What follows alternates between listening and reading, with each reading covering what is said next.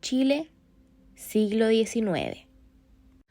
En Chile, durante el siglo XIX, se promulgó el Código Penal del 12 de noviembre de 1874, documento en el cual se establecían los delitos y las penas que se obtendrían al cometer uno de estos. En materia sobre violación, los criterios establecidos en el Código Penal eran ambiguos y, además, discriminatorios. Es importante entender que, en la época, existían muchas diferencias de trato en lo establecido en el tema de violación y lo relacionado con esto, rapto, estupro, entre otros. Existían variados criterios para considerar si se cometía el delito o no. ¿Cómo llegamos al tema? El tema sobre violación nos interesó desde el inicio para ver la vulnerabilidad de las mujeres en el siglo.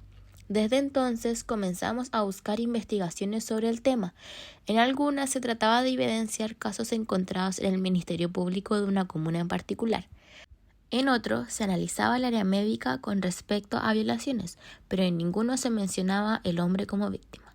Tampoco se ahondaba en los criterios para considerar una violación. Además, se quiere hacer un análisis del Código Penal de 1874 respecto a violaciones y sus derivados, para así compararlos con cambios del Código Penal actual. Por lo tanto, nuestras preguntas de investigación son las siguientes. ¿Qué establece el Código Penal del 12 de noviembre de 1874 respecto a violaciones y sus derivados? ¿Quiénes eran considerados como víctimas de violación? ¿Cuáles eran los criterios de la época para considerar una violación como tal? Nuestros objetivos. Objetivo general. Investigar los criterios del Código Penal de 1874 para los problemas de violación en Chile, buscando evidencias de casos concretos. Objetivos específicos. Conocer el Código Penal de 1874. Establecer los criterios que determinaban los delitos de violación. Analizar casos reales de la época a través de documentos encontrados. Evaluar los vacíos legales que había en estas leyes y compararlas con la actualidad. El diseño de nuestra investigación será un método cualitativo, reuniendo e investigando distintas fuentes de información como artículos sobre violación durante la época, para así determinar cuáles son los temas ya investigados y establecer nuevos criterios de investigación.